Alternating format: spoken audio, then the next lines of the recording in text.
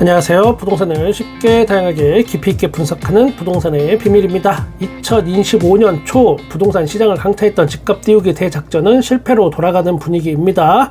그러나 또 안심할 분위기도 아닙니다. 이유는 7월 달에 있을 3단계 스트레스 DSR 시행을 앞두고 또 한 번 집값 띄우기를 할 것으로 예상이 되기 때문입니다. 지금 현재 토지거래 허가제 재시행되면서 급변하고 있는 부동산 시장의 상황을 다양하게 보여드리려고 합니다. 먼저 강남구 상황부터 보실까요? 하루새 청담 2억 5천 빠져 토어제 뒤집기에 갭투자 집주인 비상. 하루에 뭐 1억, 2억 이렇게 아니지. 이거보다 더 냉정하게 말하면 하루도 아니고 경우에 따라서는 집을 매수하겠다고 하면 그때 가서 1억씩 올려달라고 했던 걸 생각해 본다면 10분 만에 1억씩 올라갔던 집값이 이제는 하룻밤 지나고 나니까 2억, 3억씩 빠지고 있습니다. 청담동 A부동산에 따르면 애초에 27억 5천만 원에 나왔던 21평 아파트의 매물 호가가 토어제 재지정 발표가 되고 나서 25억이 됐다고 합니다. 그 사이에 호가가 2억 5천만 원 딱 그냥 바로 떨어진 거죠. 여기서 청담동 A부동산의 이야기를 들어보면 갭 투자든 입주든 매수자 측이 토어제 재지정으로 가격이 더 내려가지 않을까 이렇게 지켜보는 상황이라고 설명했어요.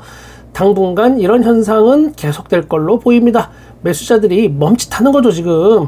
물론 일부 사람들은 재시행이 24일 계약분부터니까 막차를 이제 타기 위해서 거래량이 막 몰릴 것으로 예상하는 사람도 있지만 그럴 확률은 굉장히 희박해 보입니다. 비단 이 아파트뿐만 아니고 1억 이상 호가를 내린 아파트들이 지금 계속 늘어나는 추세이고 당분간은 그동안 급등했던 가격을 도로 그대로 다 토해내지 않을까 예상을 합니다. 지금 가장 당황하고 있는 사람은 그러면 누굴까? 바로 토지거래 허가제가 풀리자마자 갭투자로 집을 산 사람들입니다. 언론의 기사에서도 보이듯이 시세 차익을 노리고 갭투자로 들어온 사람들은 집을 사자마자 당장 지금 몇 억이 떨어지게 생겼으니까 뭐 당연히 그럴 수밖에 없죠. 물론 그렇다고 강남 집값이 당장 반토막 나고 그러진 않습니다. 좋든 싫든 강남 아파트는 일정 수준의 가격대는 형성할 테고 대신 거래량은 확 줄어들 걸로 보입니다. 강남구의 실거주로 아파트 한 채 가지고 계신 분들 이야기를 제가 직접 들어보면 감정의 변화가 사실 뭐 이렇든 저렇든 거의 없습니다. 토어제 풀리고 가격이 급등을 하면 뭐 집값 올랐으니까 좋긴 하겠지만 오르든 내리든 그거에 대해서 크게 동요하지 않는 모습을 보이고 있고 갭투자로 급하게 들어온 사람들은 또 있는 돈 없는 돈 쥐어짜가지고 여기에 올인을 한 분들만 지금 애가 타는 모습입니다.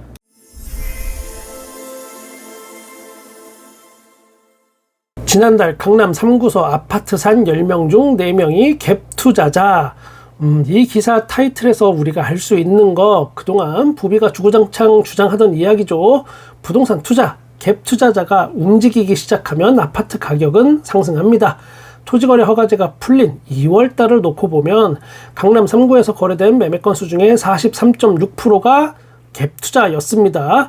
같은 기간에 서울 전체 갭투자 비율이 37.5%였던 걸 우리가 감안을 해본다면 강남권 갭투자가 얼마나 대단한 열풍이었는지 알 수 있네요. 이 갭투자를 원천 차단하는 정책이 나오지 않으면 부동산 가격은 항상 불안정할 수밖에 없습니다. 간혹 일각에서 이런 주장을 하는 부동산 전문가도 있습니다. 야야야 부비, 부동산 갭 투자가 있어야 서울의 전세도 지금 안정되는 거야. 집주인이 없는데 전세가 있을 수 있겠니?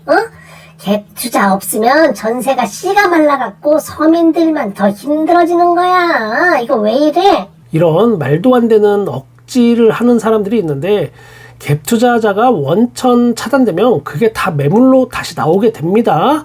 공급이 많아지니까 가격이 하향 안정화되고 그러면 아파트 전세 얻을 돈으로 사람들은 집을 매수할 수 있는 거죠.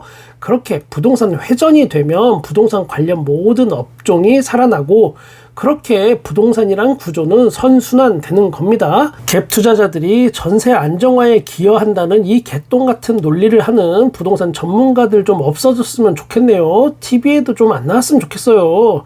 이런 전문가들 인터뷰는 도대체 언론이 왜 실는 걸까요?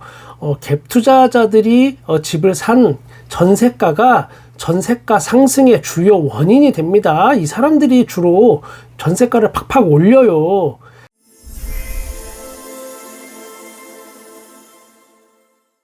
이번에 송파구 상황 한번 또 알아보겠습니다.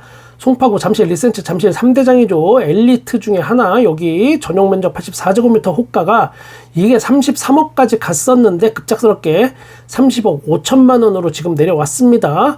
여기도 매수 대기자들의 마음은 한결같습니다. 집값이 더 내릴 수 있으니 당장 계약하기보다는 기다려보겠다, 뭐 이런 마음을 가진 분들은 대부분 또 실수요자예요.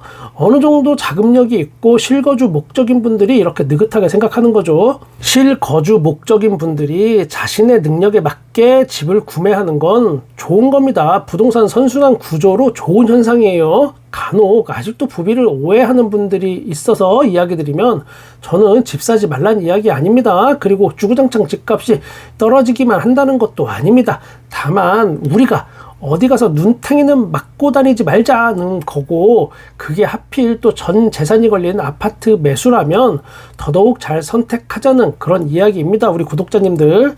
자, 송파구 중에 특이한 케이스도 있습니다. 바로 위례신도시입니다.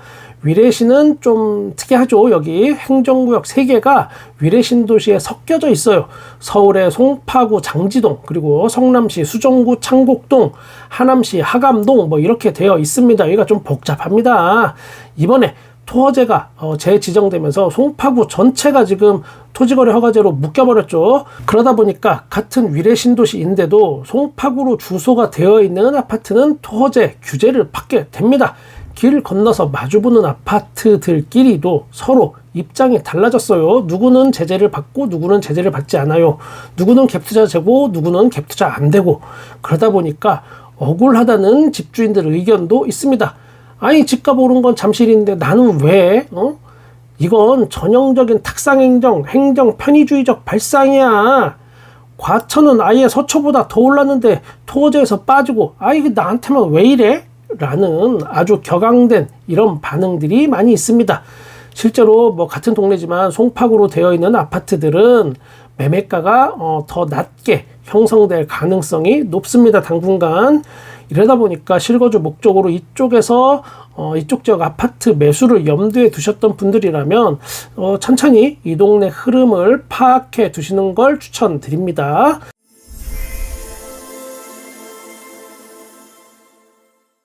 자, 이번에는 풍선 효과로 기대를 하던 곳들 좀 볼까요? 여기도 뺄 수 없죠. 토어제가 해제되면서 마용성이 상대적으로 득을 본 건 사실입니다.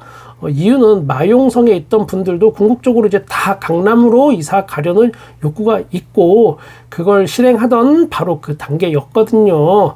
그래서 특히 마포구 쪽이 아파트 호가를 많이 올려놨습니다. 강남이 뜨면 마용성까지는 안전하게 따라간다는 그동안의 부동산 학습 효과가 있었기 때문이죠. 일부 언론이나 부동산 전문가들이 토어제가 재지정되면서 그 수요가 이제 마용성으로 막 쏠릴 거다라고, 마용성은 괜찮다라고 뭐 얼토당토 않는 이야기를 막 쏟아내고 있는데, 마용성도 가격이 꺼질 것으로 예상이 됩니다. 마용성이 좋은 곳이면 틀림없습니다. 그런데 마용성은 강남 3구하고는 본질적으로 여기는 다른 게 있어요. 마용성은 부동산 가격을 이끌어갈 자체적인 힘이 없습니다. 강남 3구에 대체 수요를 흡수할 지역, 요거 딱 여기까지예요. 강남권과 별개로 따로 자기들끼리 가격 형성을 이어가는 가격 형성이 되는 그런 곳이 아님을 꼭 기억하시길 바랍니다. 그리고 마용성은 학군이 절대적인 약점이고, 이 약점은 저출산 시대에서는 절대로 극복할 수 없는 조건입니다. 자, 이번에는 서울 외곽 상황 알아보겠습니다. 온기 기다렸는데 토어제 찬물에 허탈한 노도강 금관구. 당분간 노도강 금관구로 이렇게 대표되는 서울 외곽 지역은 아파트 가격의 하락세가 더 유지될 걸로 보입니다. 보통 강남권이 들썩이면 몇 달 후에 가격 상승이 외곽까지 퍼지는데, 요즘은 이 공식이 잘 안 통합니다. 몇 년째. 세상이 변했기 때문에 그래요. 지금 이렇게 된 지 한 4, 5년 됐습니다.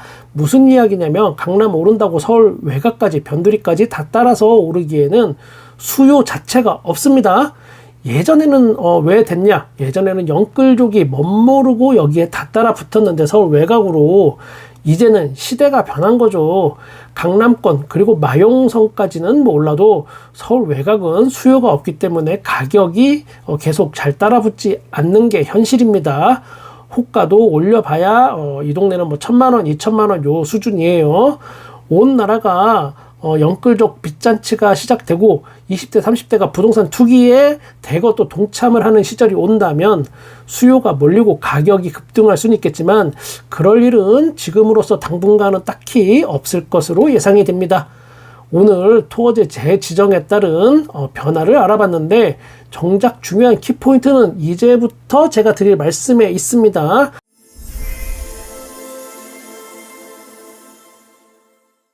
자, 이번 토어제 해제와 재지정에서 알 수 있는 게 있어요. 우리가 예전에는 집값 올려준다고 하면 좋아라 하는 사람들이 사실 진짜 많았습니다. 그리고 정치권에서도 그걸 알기 때문에 그 유혹을 뿌리치기 어려웠습니다. 그러다 보니까 너도 나도 집값 올릴 궁리만 하는 그런 정치인들이 많았던 것도 사실이죠. 그런데 이번에 보면 집값이 갑자기 급등을 하니까 아 뜨거 한 걸 우리가 알 수 있습니다. 집값 급등이 정치적으로도 그리고 경제적으로도 지금 현재 결코 유리한 게 아니라는 걸 아마 많은 정치인들이 눈뜨고 봤을 겁니다. 집값이 급등하는 걸 좋아하지 않는 국민들의 어떤 눈치를 봤다는 거, 이게 바로 키포인트입니다. 이제 앞으로 행정, 입부, 금융권에서 부동산 가격을 어떻게 바라볼 것인가? 우리가 정신 똑바로 차리고 있으면 언젠간 주거 안정화라는 국민 기본권이 바로 서는 나라가 될 수도 있겠다는 그 1%의 희망을 제가 가져보면서 오늘 여기서 마치겠습니다. 저는 항상 여러분의 부동산에 끝까지 함께 하겠습니다. 구독과 좋아요, 알람 설정 감사합니다. 부동산의 비밀이었습니다.